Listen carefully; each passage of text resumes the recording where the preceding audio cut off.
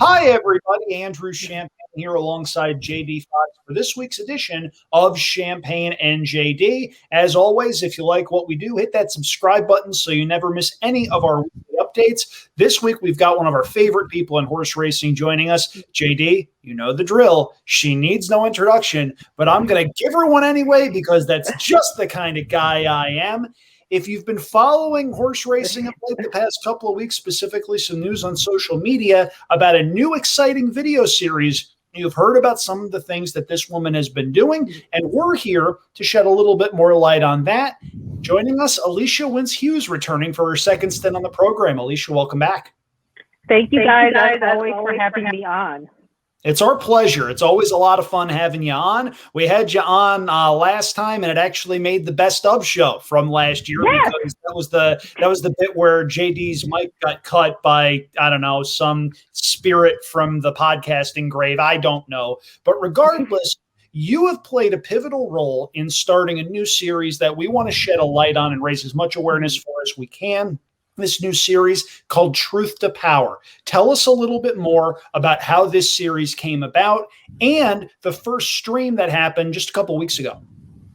Right. The way that it actually came about is Teresa Gennaro and Frank Vesti from the Racing Biz actually reached out to me about a month or so ago. I have no concept of time anymore because of pandemic. So I said it's probably a little over a month ago.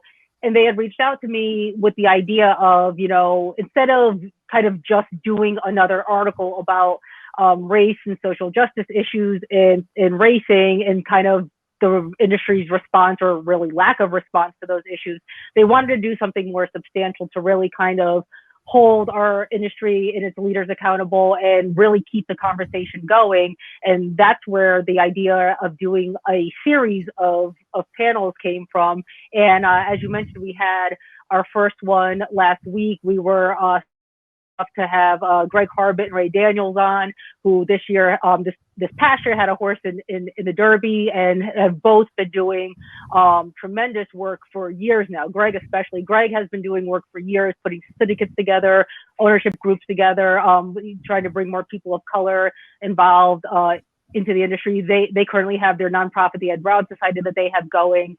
But I think one of the biggest things we want to accomplish with that series is kind of saying the things that haven't been said, and quite frankly, saying the things that a lot of people probably don't want us to say. This is an issue that the industry has been very slow to acknowledge, slow to act on, reluctant to in a lot of different ways. Let's be frank, they've really only kind of started acknowledging it this past year because the world made them, because of this nationwide, the reckoning on race that took place. Everybody else was doing it, and they were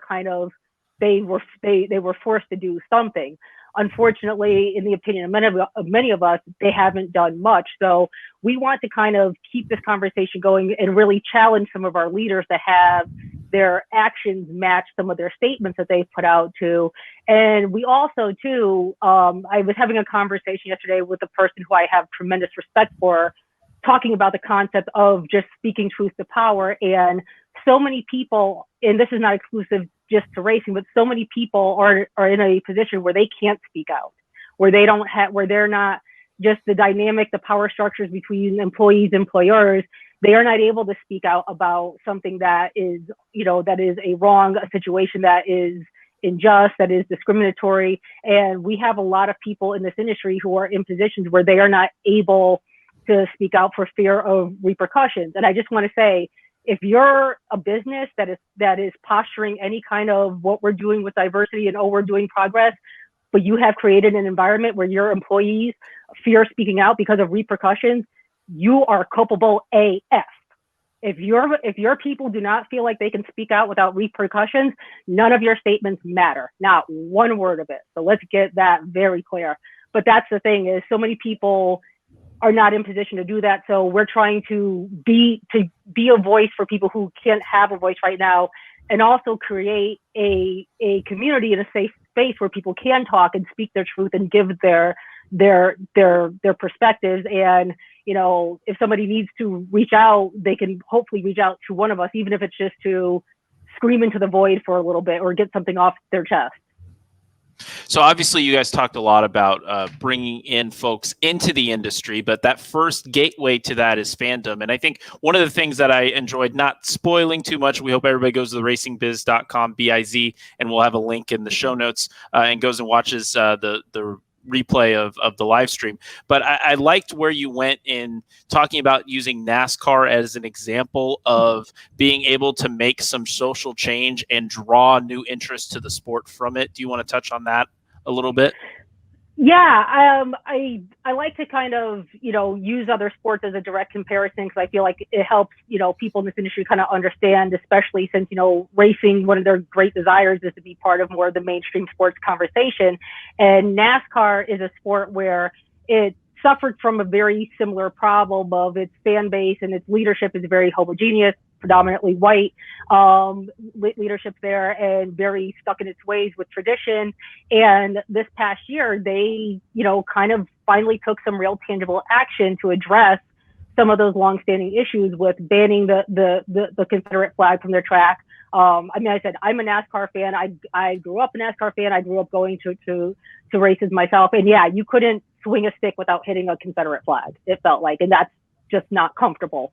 But they took those steps to ban that. They took other measures to really, openly support, the social justice issues that was happening. And as a result of that, as a large result of that, look at who they have now been able to get involved in their sport. They have Michael Jordan, NBA all-time greatest ever. Well, you can argue, but yes, arguably greatest ever. Michael Jordan is now a car owner in the Cup Series. You have Pitbull, who is now a car owner as well.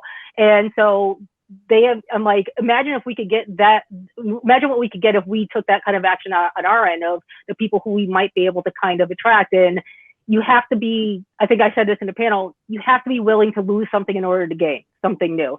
NASCAR was willing to lose some of that old core fan base in order to grow, hopefully, a new and more sustainable one, and one that's more in touch with the current times and what will be more in touch with the times going forward. That's for sure. A lot of really good points made there. And something that keeps jumping out at me and hitting me right between the eyes as you were talking is the concept of being open versus being welcoming. A lot of the people out there who either don't think there's a problem or think a problem has been overblown have said, oh, well, people are open to doing whatever. That's one thing. What are we doing to make this a welcoming atmosphere for everybody? Because we're channeling the show that we did with Ken Rudolph and what he mentioned as far as the structure of a racetrack pre-COVID. You go to the first level of a racetrack, it's everybody. You go up to the second level, a lot of people start looking the same. You go up to the third level, it gets even worse. And it becomes a matter of, okay, what are we doing to make this a more welcoming atmosphere for everybody? And that goes beyond racial issues. That goes to something that we saw at Golden Gate a little bit today that we'll get into later on. But it's a matter of being able to be welcoming versus open. And I think that's something that rings true in a lot of ways with some of the things that you're doing with this series. Yeah, I think a lot of that is, I said, again, I think I might have touched on this in the panel is, racing really has to reevaluate, like I said, how it's putting itself out there, who it's trying to attract, how they're trying to attract people, look at its marketing, look at some of the problematic associations that they have, quite frankly, with their marketing.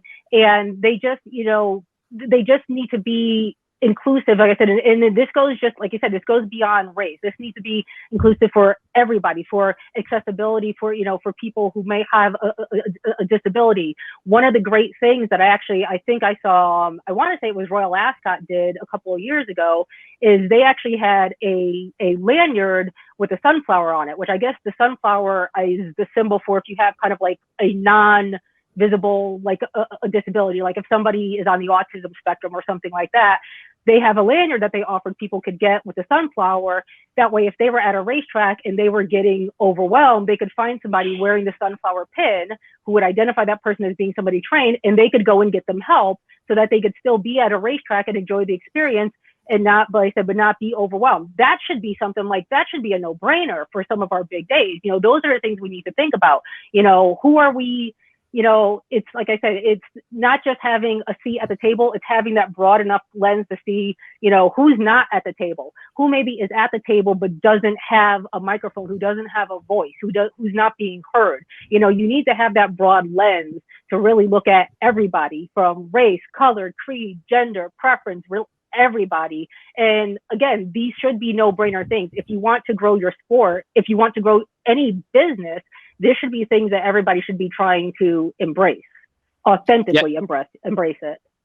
Yeah, and you mentioned, obviously, one of the things up by Andrew, the Oakland A's did in 2019, which I thought was great at the Oakland Coliseum, is they had a sensory room put in so that people can, if they felt overwhelmed by the crowds or the noise or what have you, they had a safe, quiet space to go. And that's a good point.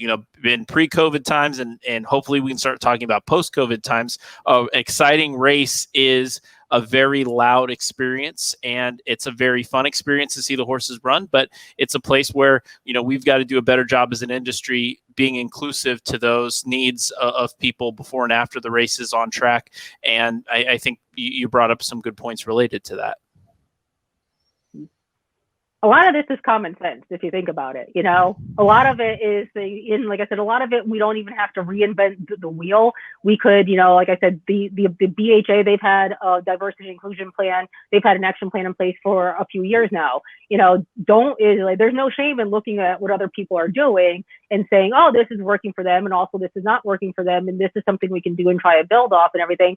But nothing is going to change unless people get uncomfortable, and until they get comfortable with being uncomfortable, and if they have to be willing to actually make the change. And like I said, and it has to be authentic. They can't just think, I'll write a check, I'll hire a couple faces, my work's done, I'm inclusive. No, it doesn't work like that. Like I said, until we are actually valued, until our perspectives are actually valued, and then nothing is really going to change.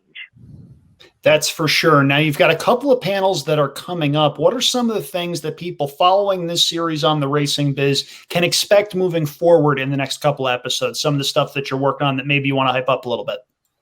Yeah, our next panel that we've got slated for, I believe, St. Patrick's Day, March 17th, where what I think we're going to be doing for that one is taking a look at kind of some of the people who are doing some grassroots kind of work with trying to get more diversity and inclusion in sport. I believe we have Ron Mack from the Legacy, the Equine Academy, and now Locust Trace. He's going to be part. There's a couple other people we are reaching out, hopefully, to be part of. I can say this because I'm pretty confident. I don't, with all due respect, I don't think she's watching just because this isn't her sport. Who I would love to get to be part of our next panel is a wonderful woman named Renee Hess, who is the founder of an organization called the Black Girl Hockey Club. And she founded the Black Girl Hockey Club, and it started a few years ago as just like a meetup for like other black women and people of color to go to hockey games together, and kind of a community there. That has grown now to an organization that now has the ear of the NHL and is getting, it has support of NHL teams. Teams are doing fundraisers to help support Black Girl Hockey Club. They're now offering scholarships to young Black girls to get involved in the sport and everything like that. And like I said, I think Renee would be a great one to have to speak on the power of the grassroots movement and how impactful it can be, where she is now one of the voices holding the NHL accountable for the work that they are doing. So if Renee, if you are watching, please come. I'm going to be emailing you. I'm a fangirl. Please come on our show and share your wisdom. Hopefully she's watching and listening. And by the way, if you are, you're welcome to come on our show too. Yeah. I can vouch for them, for them, Renee. They're good people. Thank you, Alicia. You're one of the good ones. But yeah, I think that's what our next panel is going to be looking at. And then, like I said, we would like to get some executives to eventually come on our panel, from some of our, like I said, from Stronach Group, from CDI, from Keelan. We would like to get some of, from NTRA to get them on to, tell it, you say you're doing something, well, come on and tell us what you're doing, to explain, share with us some details of the work you're actually doing. And, we have some questions for you, and so we are hoping that some of these executives will be willing to kind of come on and discuss, what may be in place or what may not be in place, and how maybe we can help them put some tangible things into action. And obviously, we touched on it earlier. As we're recording this on Thursday, still some protests going on at Golden Gate Fields, and obviously delayed racing. And we don't know at this point if it has postponed racing. Obviously, it seems like, as we're recording at about almost 10 o'clock Eastern time on Thursday night. But I think the big picture here is we want to fix racing, but sometimes we have to look internally first. And some of the responses in social media from horse racing fans, from horse racing personalities related to those protesters may not have painted the sport in the best light today, to say the least. Whenever we see these kind of issues come up and everything, I wish that racing would stop falling back on its old habits, especially when those old habits have not proven successful. You can't just, we need to, as a sport, be more proactive instead of reactive to these issues that come up. Because a lot of the times the issues that arise are things that where there were clear identifying causal factors that could have been addressed ahead of time. Stop waiting for the mainstream to jump on you or for outside pressure to build before you act. And when the mainstream does jump on you, don't just think you can scream, but we love our horses, and that's going to make it go away. A lot of us do love our horses, many of them, but that's almost not the point. You have to put real action in place to do right by them, to protect them, to put their safety and welfare first and everything. You can't just sit there and cry, we're misunderstood, the media hates us, this one doesn't like us, they just go to negative, they don't understand. No, you need to look at yourself and say, our bad, we need to get better at this. We need to, stop repeating the same mistakes over and over again.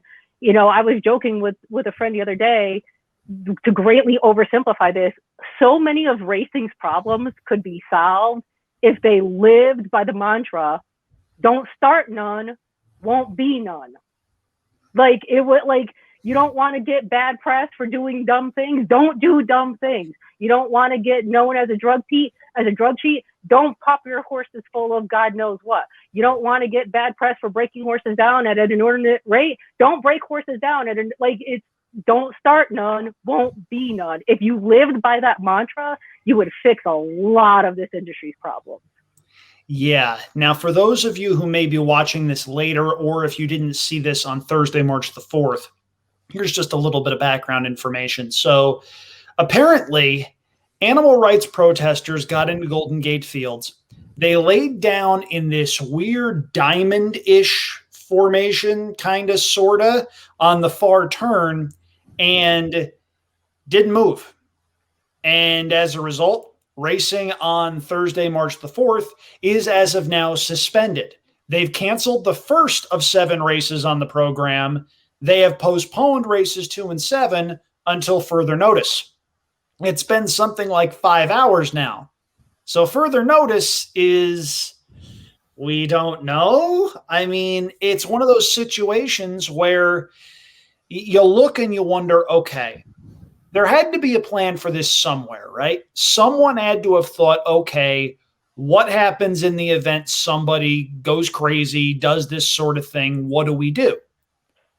Well, right now, I feel as though we're being reactive and not proactive, to go back to something that you had just said, because this is a situation where the longer this drags, the worse horse racing looks, and the more people who have no opinion on horse racing become likely to be anti-horse racing than pro-horse racing, and we need those people. I don't even know what to say at this point, especially with that situation going on out there. I think actually the first time I was on here, we all kind of talked about how, we say, again, we levy some criticism against this sport, and, a lot of people don't like it.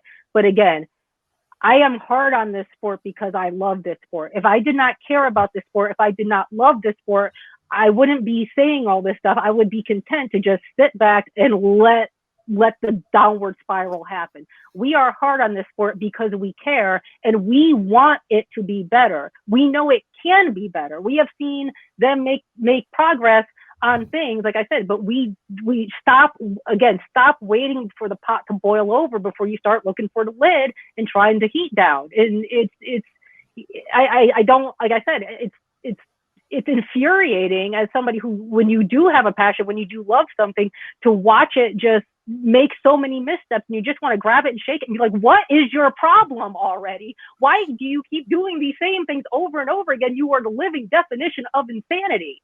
And it's, I don't, you know, there's so much fear of criticism and this, that, and the other. And I'm like, there's nothing wrong with constructive criticism.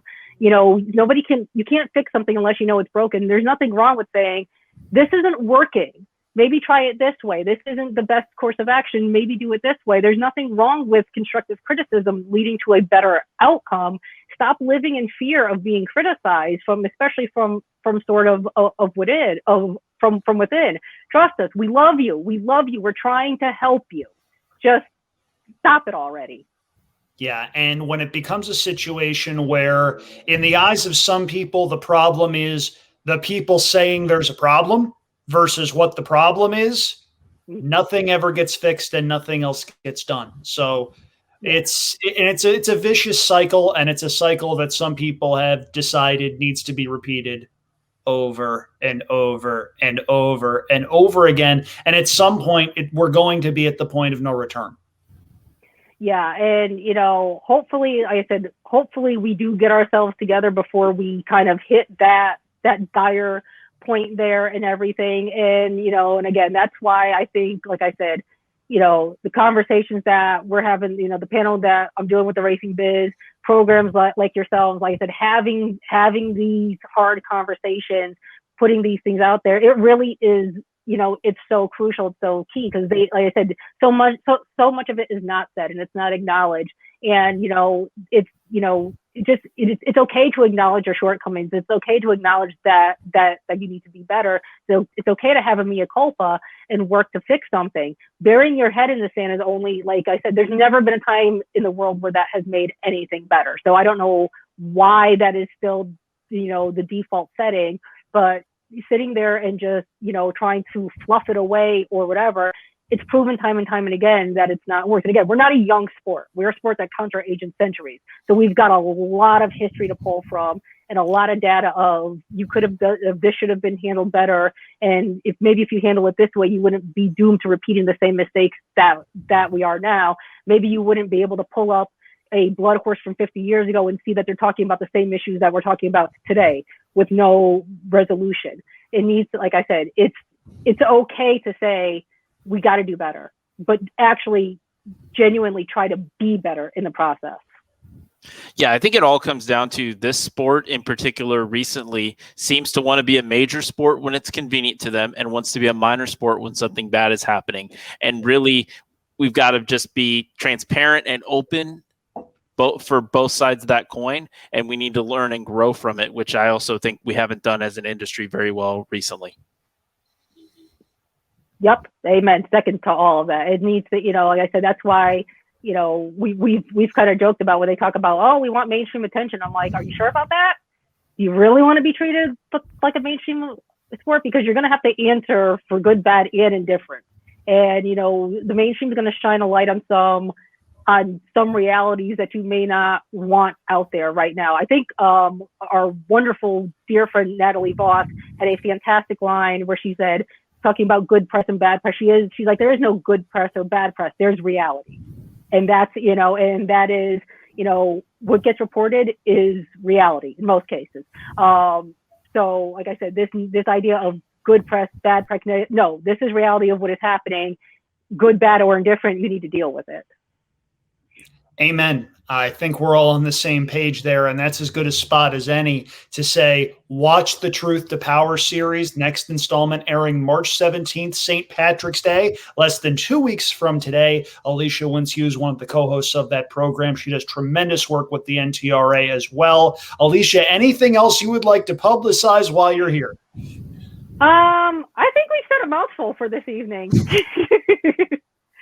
Yeah, but we've made it count. We've made it count. Again, the series Truth to Power. It is online at theracingbiz.com. You're not going to want to miss it. There are some conversations that are powerful. They ask the tough questions. It's something you don't want to miss. Alicia, thank you so much for stopping by. Thank you, guys. As a pleasure, as always. And we'll be back talking Gotham Day at Aqueduct and the late pick 4 right after this.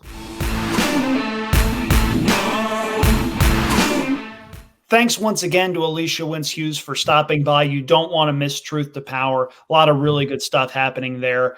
We're going to segue now over to the late pick 4 at Aqueduct, which features 3 stakes races on its Saturday afternoon program. JD, I know you're excited because this is a track you can actually play.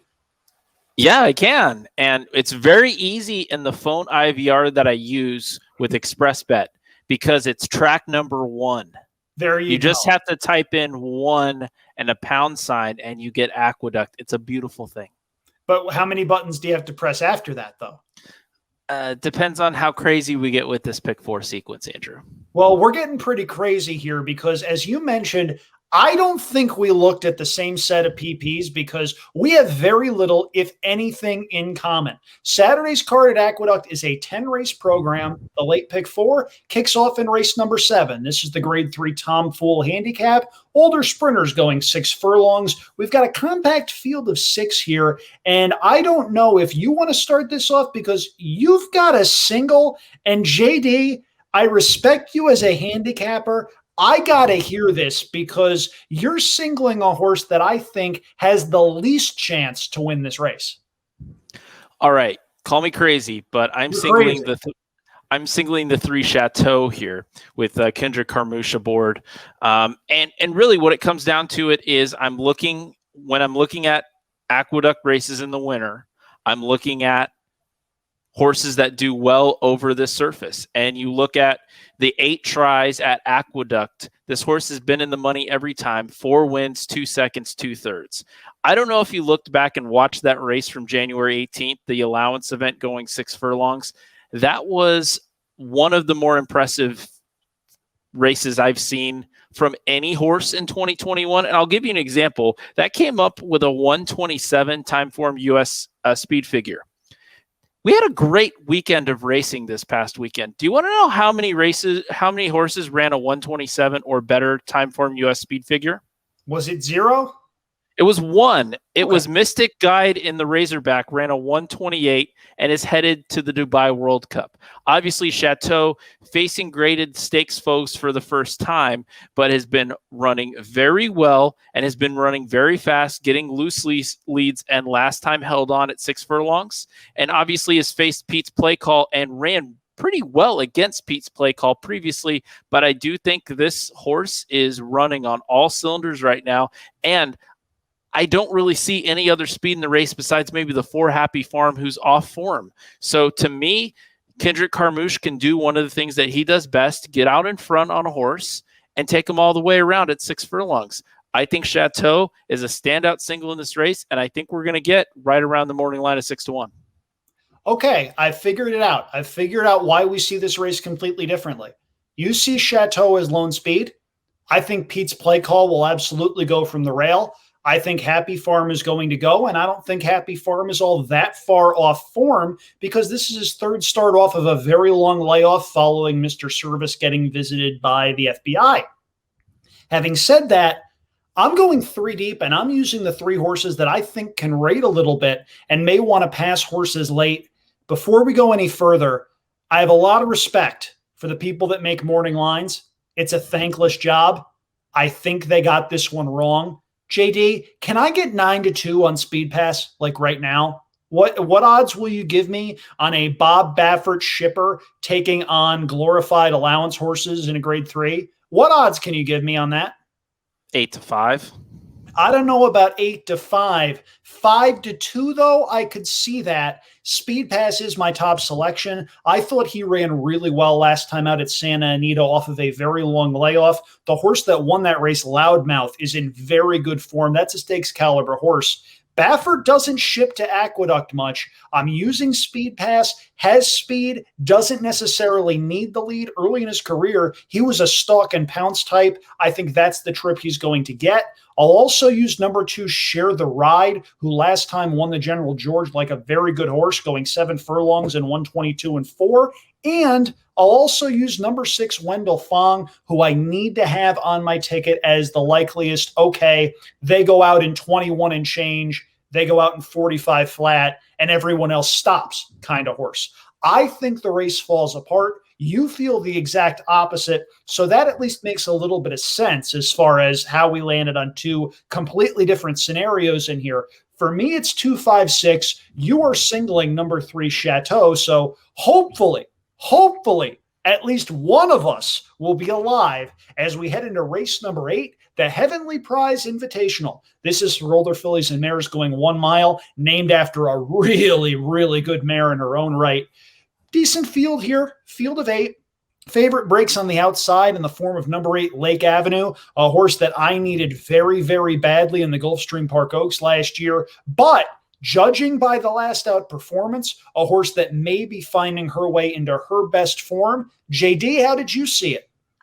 I'm going 3 deep here. I am including Thankful, who is 9 to 5 as the second choice. I am not including the 8 to 5 morning line favorite, Lake Avenue. I think Lake Avenue is an absolute play against in this spot. So I'm 1, 2, 5. My top choice is actually going to be on the rail with Gone Glimmering with Eric Cancel aboard. Last time out, obviously first in the barn of Linda Rice, and that was an impressive performance. Basically getting the lead early and coming back to the field very late, but was much the best horse that day and wasn't really ridden out too much by Cancel on that day. I really think a similar trip from the rail could happen. I do include who I think the other speed horse in this race is, and that's the 5 Portal Creek. And I do think Thankful is going to be right behind them. I think those 3 horses are going to be the top 3, and the rest of the field is going to be left in the dust in this one. 1, 2, 5. What do you think, Andrew? Well, we got 2 out of 3 in common, and as the great American Meatloaf once said, 2 out of 3 ain't bad. I used Thankful and I used Portal Creek. I did have to throw Lake Avenue on the ticket simply because Bill Mott has been firing on all cylinders. The record at Aqueduct, not so much though. 2 for 33, but 6 seconds and 5 thirds. It's not like his horses up here are not running. I think Lake Avenue's got a big shot breaking from that outside post, but my top pick is a horse you mentioned, and that's number 5, Portal Creek, who hits me as the controlling speed. Last time out in the Interborough, went very, very fast for that particular day. Kendrick Carmouche sent, wound up, I think that 7 furlong distance may actually be a little bit shorter than what she wants to go, and I'm more than willing to throw that out because the race 2 back, where she ran second in the Grade 3 Go for Wand at this route of ground, was excellent. I think Portal Creek may well get brave on the front end at a little bit of a price. I'll also throw in Thankful, Pletcher, Carmouche, last out stakes winner here, cuts back to 1 turn, another one you sort of need to use here. Nothing too exciting with regard to Thankful or Lake Avenue, but Portal Creek at 6 to 1 on the morning line, we both think has a very big shot. However, we're going to deviate pretty significantly again here in race number 9. This is the Grade 3 Gotham. Kentucky Derby points are on the line. This has attracted a field of 8 3-year-olds. This is another instance where I've got to be a little hard on the morning line. Highly Motivated is your 8 to 5 morning line favorite. Bob Baffert ships in Freedom Fighter. I think you got to flip-flop those odds. I think Freedom Fighter is absolutely going to go favored. And JD, we're both going against him. Yeah, and I'm choosing the other Chad Brown horse in this race. I do not have Highly Motivated. I have the 5 Crowded Trade singled. Again, doing my video work here, I really liked that maiden performance. Obviously, just going at 6 furlongs. This is a big step. It's facing winners for the first time. But this is a horse that's bred to love this mile distance on this track. And I really do think that this horse can sit a stalking trip in what could be a very contentious pace battle up front.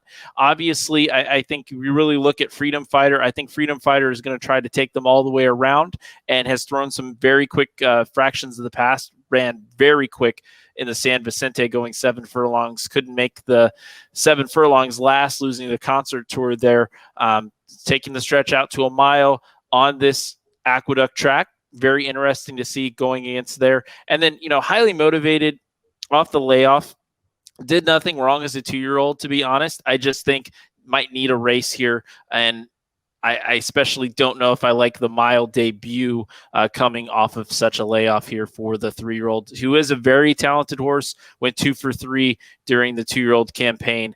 But I am singling Crowded Trade, who does take Lasix off, so you do have to keep that in mind because it's a Kentucky Derby points race, as Andrew mentioned. All of those races, as well as the Kentucky Derby and the rest of the Triple Crown Lasix-free affairs, so we'll not get the benefit of Lasix that the horse had on the debut, but I am singling Crowded Trade here in the third leg of the late pick 4.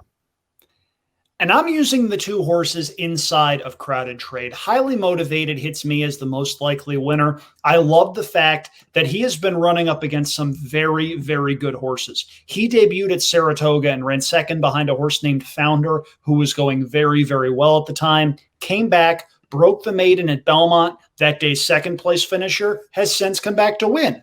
That's very good. He comes back at Keeneland in the Nyquist on Breeders' Cup undercard. That day's second place finisher has come back to win. That day's third place finisher has come back to win. I think that's a key race. If there's any concern here, it's that was a big step forward on buyer speed figures, going from a 79 to a 96. Does he need a race? Will he potentially bounce? I don't know. He's been working steadily down at Payson Park. I think he's the horse to beat. I'm also going to give number 4, Wipe the Slate, one more shot. Wipe the Slate ran into Life is Good in the debut. There's not a 3-year-old or a 2-year-old from last year that was beating Life is Good on that day. That's how good Life is Good was. Wipe the Slate comes back, earns an 88 buyer speed figure in breaking the maiden, going 7 furlongs, then goes to the Robert Lewis. Yeah. Goes out early, has nothing left.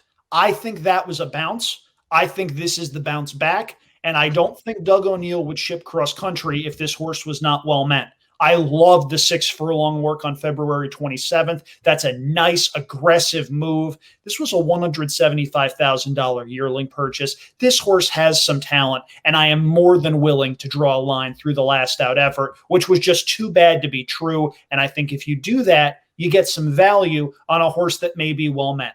3-4 for me, 5 for JD, and my goodness, again, you can't get much more different than what we have been so far, and that doesn't change too much as we head into race number 10. This is a claiming event for older horses entered for a $16,000 tag, non-winners of 2 life, so a lot of hangers in this field, a lot of 1-fers. There's a couple of horses that are, let's see, 1 for 14, 1 for 31, 1 for 43, 1 for 16. You get the picture. This is a case where the favorite, number 4, the Big S, has been running against much, much, much better horses, but drops to the lowest level he's ever run for. And that last out effort, not very good in the mud just a couple of weeks ago. JD, how did you see it? Yeah, I think this is another favorite that we can try to beat here, Andrew. Honestly, I'm going for deep. Well, I collective we, the rest of society, maybe not you. Yeah. I think we can beat this favorite. I'm going 4 deep, 1, 6, 8, and 9. And really, my issue with the Big S is this. Obviously, Tom Morley and company claimed for 25 2 back, ran once against allowance condition, a starter allowance condition, and ran over the slop, which this horse has ran well in before, and just had absolutely nothing, was absolutely empty. And coming back in 2 weeks, this horse's best game is speed. I don't necessarily think this horse is even the fastest horse in the race. I just don't see a way that the Big S wins unless this class drop is absolutely what this horse needs. But I just don't see that this is a far enough class drop based on how this horse has performed and stopped. I think it was a pretty light 25 1,000 claiming field, 2 back. The race got claimed out and lost to Mr. Phil, backed up late in the race, 9-5 favorite with Manny Franco aboard. Kendrick Carmouche ran last time, and we'll get the call again. I'm against the Big S here. So who do I like?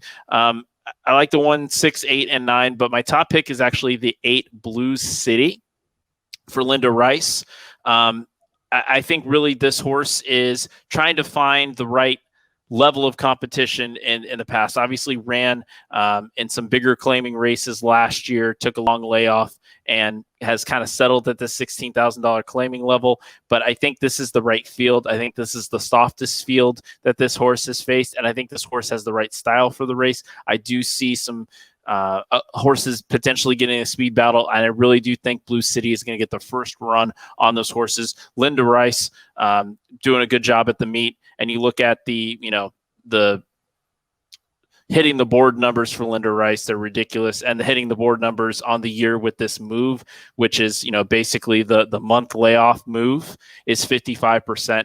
And I think this horse 8-1 on the morning line, my top selection and my best choice in the sequence.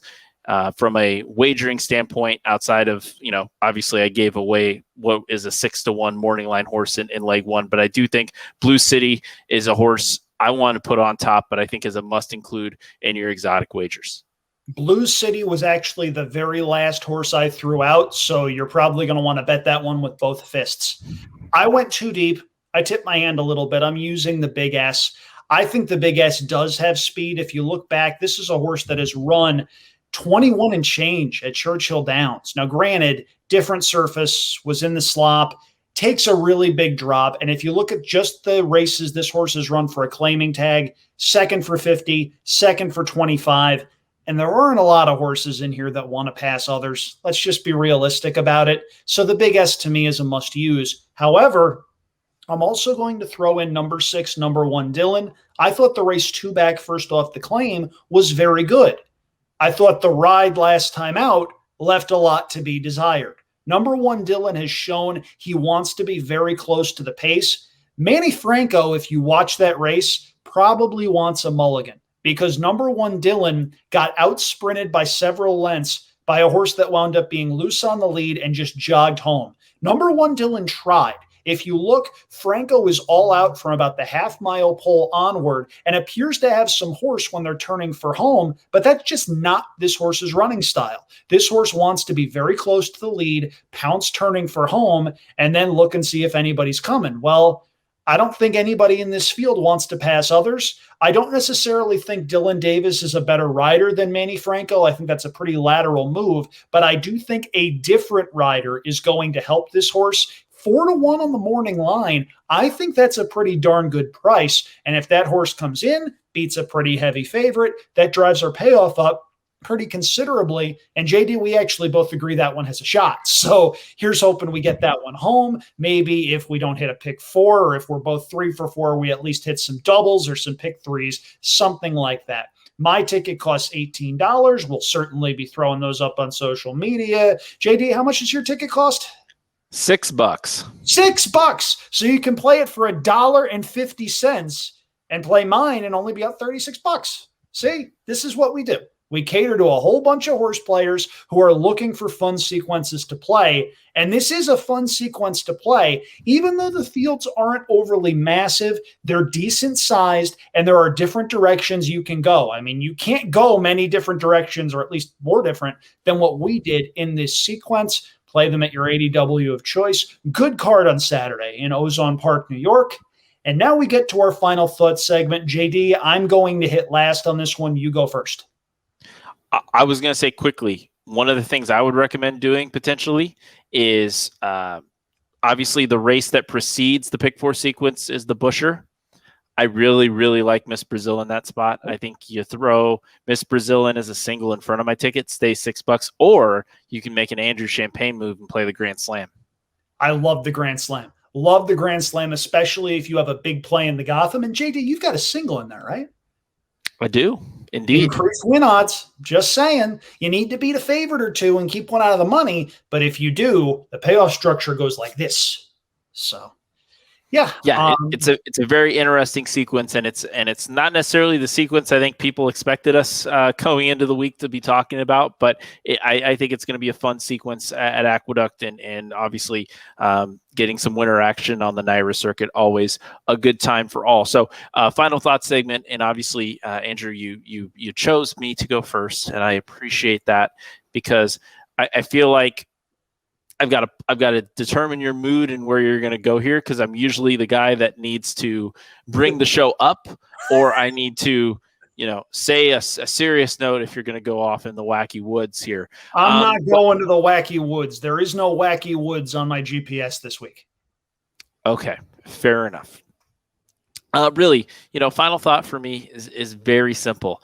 I'm thankful that this winter weather that was hurting the whole country has gone away, and not just from a horse racing perspective, from a people's lives and endangerment perspective. And I just want to give a shout out to Mattress Mac. I know a lot of people have been, but we're a little removed from it. But obviously, what he did with Gallery Furniture, as he always does, and helping Houston through what was one of the rougher, probably maybe the most rough weather event outside of a hurricane that Houston's ever experienced, and him just opening the doors and feeding people and doing all the things that Mattress Mac does. I know we give him some grief occasionally in this show because he has a horse that likes to run in a fabulous manner, and who's, 3-year-olds aren't doing so bad, Andrew. I know you're not Point of order.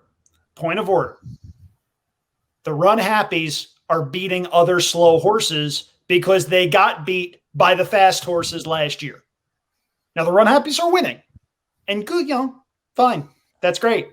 Mattress Mac, on a serious note, kudos. This is some tremendous stuff that he's been doing to help a lot of people in need. Really quickly, the shout out that I will give is to Jake Asman, who is a sports talk radio host in Houston. You may have seen him on national television. It was his clip talking about how his apartment was under 40 degrees. I have told him he needs to make t-shirts, and I've been told that might actually happen. JD, what's your size?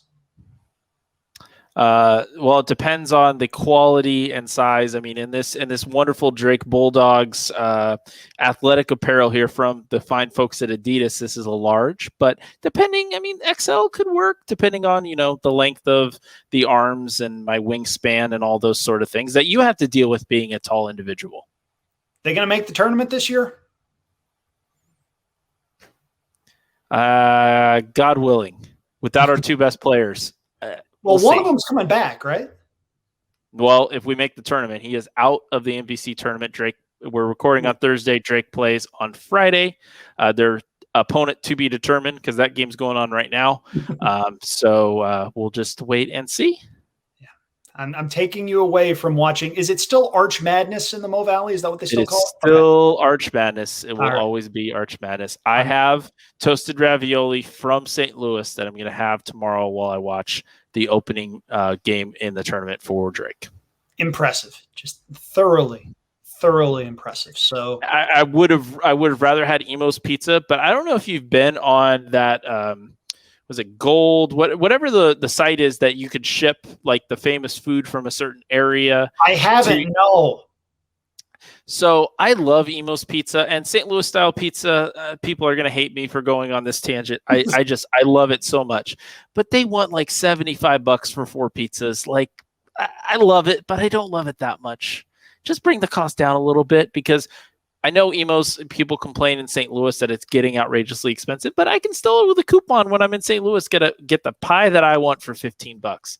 And then get a whole bunch of greasy toasted ravioli that's terrible there, but you kind of have to have it to go along with the St. Louis experience. So, Andrew, I've kind of weaved in and out of a final thought here and brought hopefully some levity to the situation, because I think you're going to bring the show into serious town. I'm actually not going to bring it way down. I'm going to use a word that you mentioned earlier, and that's gratitude. This has been a rough week for me. Those of you out there in the Twitterverse that have seen my stuff know I got a visit from the furlough ferry on Monday. It was completely out of the blue, had no clue it was coming.